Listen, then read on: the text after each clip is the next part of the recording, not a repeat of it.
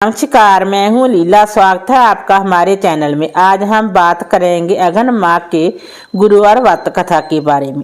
इससे श्रवण और पठन करने से दुख दरिद्रता दूर हो जाता है। श्री महालक्ष्मी माता की कृपा से सुख संपत्ति ऐश्वर्य प्राप्त होता है और मन की इच्छा पूरी होती है। आइए जानते हैं महालक्ष्मी व्रत कथा के बारे में। ये कथा द्वापर युग की है। द्वापर युग में भद्रशवा नाम के राजा थे। वे बड़े पराक्रमी राजा थे। 4 वेद, 6 शास्त्र, 18 प्राणों का उन्हें ज्ञान था। उनकी रानी का नाम सूर्यचंद्रिका था।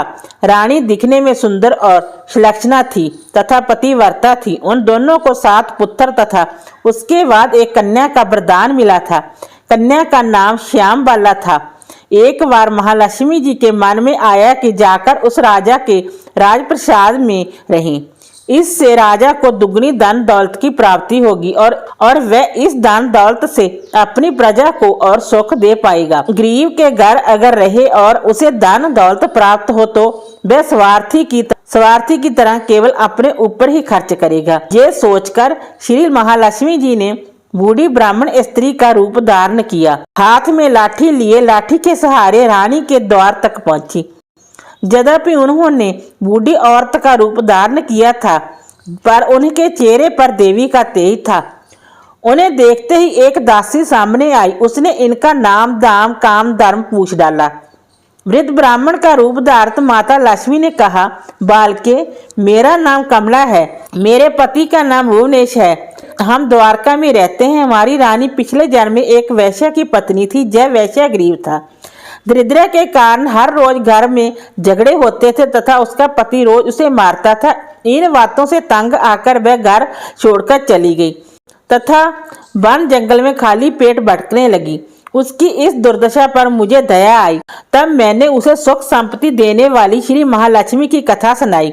मेरे कहने पर उसने श्री महालक्ष्मी का व्रत किया। श्री महालक्ष्मी प्रसन्न हुई।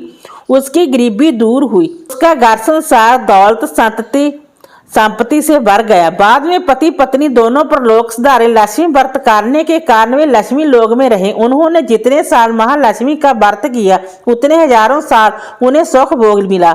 इस जन्म में उनका जन्म राजघराने में हुआ है, परंतु वह श्री महालक्ष्मी का व्रत करना भूल गई है। उसे याद दिलाने में जहाँ आई हूँ। बुढ़िया की बातें सुनकर दासी ने उन्हें प्रणाम किया तथा श्री महालक्ष्मी का व्रत किस तरह किया जाए इस बारे में पूछा। बुढ़िया रूप धारण किए हुए श्री महालक्ष्मी माता ने दासी को पूजा की विधि तथा महिमा बताई। इसके बाद वह दासी माता को प्रणाम कर रानी को बताने अंदर चली गई। राज वैभव में रहते हुए रानी को अपने ऐश्वर्य का बहुत घमंड हुआ था। संपत्ति तथा अधिकार की वजह से वह उन्मत्त हो गई थी। दासी द्वारा बताई गई बुढ़िया की बातें सुनकर वह आग बबूला होकर राज द्वार पर आकर बुढ़िया रूपी श्री महालक्ष्मी पर बरस पड़ी। उसे यह मालूम नहीं था कि श्री महालक्ष्मी माता बुढ़िया का रूप धारण किए द्वार तक आई है। परंतु रानी का इस तरह रुख बर्ताव तथा अपना अनादर देखकर माता ने वहां ठहरना ठीक न समझा। वे वहां से चली गई। राह में उन्हें राजकुमारी श्याम बाला मिली। उन्होंने श्याम बाला को सारी बात बताई। श्याम बाला ने अपनी ओर से श्री महालक्ष्मी माता से क्षमा मांगी। माता को उस पर दया आई।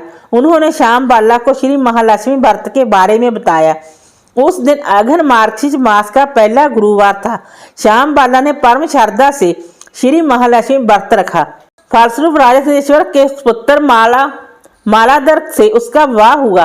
वह धन दौलत ऐश्वर्य वैभव से माला माल हो गई। पति के साथ ससुराल में आनंद से दिन बिताने लगी। इधर श्री महालक्ष्मी का रानी पर प्रकोप हुआ। फलस्वरूप राजा भद्रशवा का राज्य एवं राज कारोबार नष्ट हो गया। जहाँ तक के खाने के लाले पड़ गए। ऐसी हालत में एक दिन रानी ने राजा से निवेदन किया, हमारा दामाद इतना बड़ा राजा है, धनवान है, ऐश्वर्यशाली है, क्यों न उनके पास जाएं, अपना हाल उसे बताएं, वह जरूर हमारी मदद करेगा। इस बात पर राजा भद्रशवा दामाद के पास रवाना हुए। राज्य में पहुंचकर एक तालाब के किनारे थोड़ी देर विश्राम लेने के लिए ठहरे। तालाब से पानी लेने आते जाते दासुओं ने उन्हें देखा। उन्होंने विनम्रता से उनकी पूछताछ की। जब उन्हें यह मालूम हुआ कि वे रानी श्यामबाला के पिता हैं, तो दौड़ते हुए जाकर उन्होंने रानी को सारी बात बताई। रानी ने दासी के हाथ राज परिधान भेजकर बड़े ठाठ से उनका स्वागत तथा आदर सत्कार किया, खान पान करवाया। जब वे लौटने लगे तो सोने की मोहरों से भरा घड़ा दिया। राजा भद्रशवा जब वापस लौटे तो उन्होंने देखकर रानी सूरतचंद्रिका खुश हुई। उन्होंने सोने की मोहरों से भरे घड़े का मुंह खोला, पर हाय भगवान, घड़े में दान के बदले कोयले मिले। ये सब श्री महालक्ष्मी के प्रकोप से हुआ। इस प्रकार दुर्दशा में और कई दिन बीत गए। इस बार रानी संभ्या अपनी कन्या के पास गई। वह दिन अघन माह का अंतिम गुरुवार था। श्यामबाला ने श्री महालक्ष्मी का व्रत किया, पूजा की, अपनी माता से भी करवाया। इसके बाद रानी अपने घर आई। श्री महालक्ष्मी का व्रत रखने पर फिर से अपना राजपाट, धन दौलत, ऐश्वर्य प्राप्त हुआ। वह फिर से सुख शांति आनंदमय जीवन बिताने लगी। कुछ दिनों बाद राजकन्या श्यामबाला अपने पिता के घर आई। उसे अपने घर देखकर सूरतचंद्रिका को पुरानी बातें याद आई। जहीं की श्यामबाला ने अपने पिता को घड़ा भर कोयला दिया था, उसे तो कुछ भी नहीं दिया था। इसी कारण श्यामबाला को पिता के घर आने पर उसका कोई आदर देता नहीं हुआ, बल्कि अनादर हुआ। पर उसने इस बात का बुरा नहीं माना। अपने घर लौटते समय उसने पिता के घर से थोड़ा नमक ले लिया। अपने घर लौटने पर उसके पति ने पूछा, अपने मायके से क्या लाई हो? इस पर उसने जवाब दिया, वहां का सार लाई हूँ। पति ने पूछा, इसका मतलब क्या हुआ? श्यामबाला ने कहा, थोड़ा धीरज रखें, सब मालूम हो जाएगा। उस दिन श्यामबाला ने सारा भोजन नमक डाले बिना बनाया और परोसा। पति ने खाना चखा।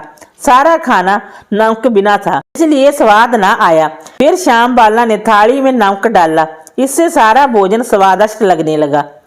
तब श्यामबाला ने पति से कहा, यही है वह मायके से लाया हुआ सार। पति को उसकी बात सही लगी। फिर वह दोनों हंसी मजाक करते हुए भोजन करने लगे।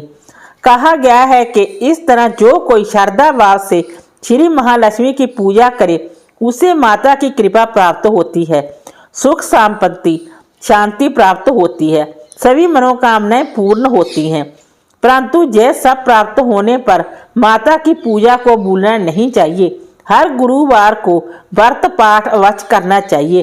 इस तरह श्री महालक्ष्मी की महिमा भक्तों की मनोकामना पूर्ण करती हैं। इस प्रकार श्री महालक्ष्मी की गुरुवार की कथा संपूर्ण होती है। वीडियो अच्छी लगी हो तो लाइक कीजिए, शेयर कीजिए, सब्सक्राइब कीजिए। Thanks for watching this video.